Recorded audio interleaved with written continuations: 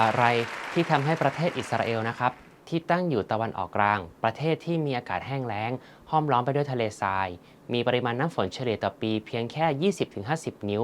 หรือน้อยกว่า 33 มิลลิเมตรต่อปีอีกทั้งเคยประสบปัญหาวิกฤตขาดแคลนน้ำนะครับถึงขั้นต้องสั่งซื้อน้ำจากประเทศเพื่อนบ้านอย่างตุรกีในปีพุทธศักราช 2547 ครับซึ่งสามารถอยู่ได้โดยมีน้ำใช้อย่างพอเพียงและไม่ประสบปัญหาขาดแคลนน้ำอย่างในปัจจุบันครับ ก่อนจะไปรับชมนะครับอย่าลืมท่านผู้ชมกดไลค์แชร์ Subscribe ให้กับ ID Channel ของพวกเรานะครับแล้วก็ถ้าพร้อมแล้วเราไปดูพร้อมๆกันครับ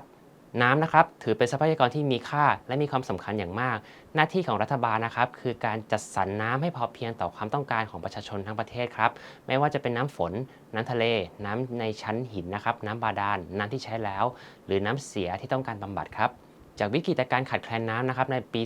2547 อิสราเอลนะครับได้รวบรวมหน่วยงานที่เกี่ยวข้องนะครับจัดตั้งองค์กรที่เกี่ยวกับน้ำขึ้นมาโดยเฉพาะนะครับมีกฎระเบียบที่ชัดเจนการจัดการน้ำทุกประเภทในประเทศนี้นะครับต้องผ่านองค์กรนี้ครับในภาพรวมอิสราเอลนะครับพึ่งพิงน้ำใต้ดินซะเป็นส่วนใหญ่ครับอิสราเอลได้พัฒนานำเทคโนโลยีวิศวกรรมนะครับด้านการจัดการน้ำเข้ามาช่วยทำให้ในปัจจุบันปริมาณน้ำ 50% ที่ใช้ในประเทศนะครับมาจากการผลิตใช้เองโดยอาศัยชัยภูมิประเทศนะครับที่ติดกับทะเลที่มีชายฝั่งยาวเกือบ 230 กิโลเมตรนะครับผันน้ำจากทะเลมาแปลงเป็นน้ำจืดให้ใช้ภายในประเทศครับ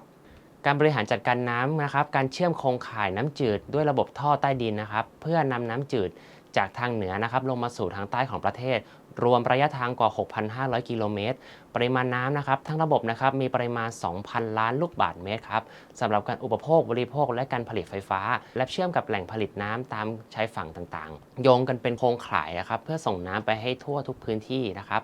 น้ำเสียและน้ำทิ้งที่ผ่านการบำบัดทั้งจากโรงงานบำบัดขนาดใหญ่นะครับและโรงบำบัดขนาดชุมชนจะถูกเติมลงสู่ชั้นใต้ดินบริเวณที่เป็นทะเลทรายในช่วงฤดูหนาวช่วยป้องกันการระเหย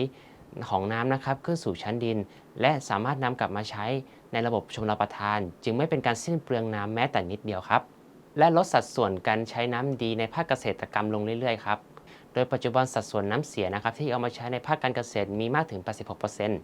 นอกจากนี้ครับอิสราเอลได้ปรับวิถีเกษตรนะครับเป็นแบบใช้น้ำน้อยโดยเฉพาะพื้นที่เพาะปลูกนะครับกว่า 70% ของประเทศเป็นระบบน้ำหยดนะครับหรือที่ทุกท่านรู้จักกันก็คือ drip irrigation และอีกร้อยละ 30นะครับเป็นการปลูกพืชด้วยระบบสปริงเกิลซึ่งระบบน้ำหยดสามารถจ่ายน้ำให้กับพืชไร่นะครับได้มากกว่า 90%ช่วยลดปัญหาการแย่งน้ำในภาคเกษตรกรรมได้อย่างมีประสิทธิภาพครับสิงคโปร์นะครับก็เป็นอีกหนึ่งประเทศนะครับที่มีปัญหาการขาดแคลนน้ำและมีคุณภาพน้ำที่ไม่ดีครับต้องนำเข้าน้ำจากต่างประเทศสำหรับอุปโภคและบริโภคครับสิงคโปร์นะครับมีลักษณะภูมิประเทศ2ใน3เป็นที่ลุ่มครับมีทางระบายน้ำเพียงแค่ 50% ของพื้นที่ในประเทศทั้งหมด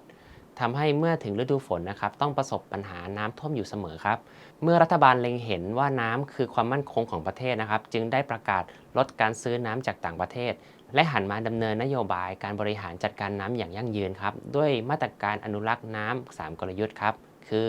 1. กลไก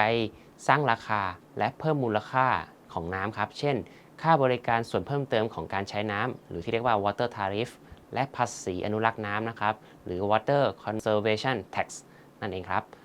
บวกรวมเข้ากับค่าน้ำเมื่อใช้น้ำมากก็จะต้องจ่ายมากครับส่วนของค่าบริการและค่าภาษีก็จะสูงขึ้นครับผมข้อ2ครับกำหนดข้อบังคับอาทิเช่นต้องมีฉลากประหยัดน้ำนะครับติดกับเครื่องใช้และเครื่องอุปกรณ์ภายในครัวเรือนทุกชนิดครับผมข้อ3ครับใช้ความสมัครใจโดยให้ประชาชนนะครับคิดหาวิธีประหยัดน้ำในชุมชนใช้การจูงใจนะครับโดยการให้รางวัลชุมชนที่สามารถประหยัดน้ำได้มากที่สุดรวมทั้งสนับสนุนทุนให้นำไปสร้างโครงการในแต่ละพื้นที่ครับผมสิงคโปร์ครับมักประสบปัญหาน้ำท่วมเพราะอยู่บริเวณต่ำกว่าระดับน้ำทะเลครับสิงคโปร์แก้ปัญหาดังกล่าวโดยการพัฒนาพื้นที่อ่างเก็บน้ำจากเดิมที่มีอยู่ตามธรรมชาติเพียง 3-4 แห่งครับในปัจจุบันมีมากถึง 17 แห่งพื้นที่ใหญ่ที่สุดอยู่บริเวณปากแม่น้ำครอบคลุมพื้นที่1ใน6ของประเทศและกำหนดให้มีการก่อสร้างแหล่งที่อยู่อาศัยนะครับทุกแห่งต้องก่อสร้างตามมาตรฐานการป้องกันน้ำท่วมนะครับรวมทั้งทำเส้นทางระบายน้ำไว้โดยเฉพาะนอกจากนี้สิงคโปร์นะครับได้นำเทคโนโลยีรีไซเคิลน้ำเสียมาใช้ภายใต้ชื่อ New Water โดยนำน้ำเสียจากภาคครัวเรือนและภาคอุตสาหกรรมมาผ่านกรรมวิธีการกรองแบบ Microfiltration และ Reverse Osmosis ครับและฆ่าเชื้อด้วยรังสีอัลตราไวโอเลตจนได้น้ำดิบคุณภาพดีและนำกลับมาใช้ในกระบวนการผลิต และการหล่อเย็นของภาคอุตสาหกรรมครับส่วนที่เหลือจะถูกนำไปรวมกับแหล่งน้ำดิบเพื่อใช้ผลิตน้ำประปาสู่ประชาชนอีกครั้งรวมทั้งทำระบบแปลงน้ำทะเลเป็นน้ำจืดหรือที่รู้จักกันในระบบ desalination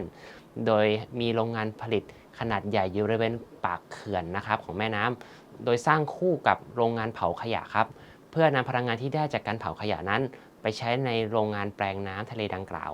ซึ่งยุทธศาสตร์การจัดหาแหล่งน้ำนี้นะครับช่วยลดปัญหาความขัดแย้งเรื่องการแย่งชิงทรัพยากรน้ำของภาคอุตสาหกรรมกับภาคประชาชนได้เป็นอย่างดีสำหรับวันนี้นะครับกับผมก็ขอลาท่านผู้ชมไปก่อนนะครับและพบกันในคลิปหน้าๆนะครับชอบกดไลค์ใช่กดแชร์ครับผมวันนี้ขอลาไปแล้วครับสวัสดีครับ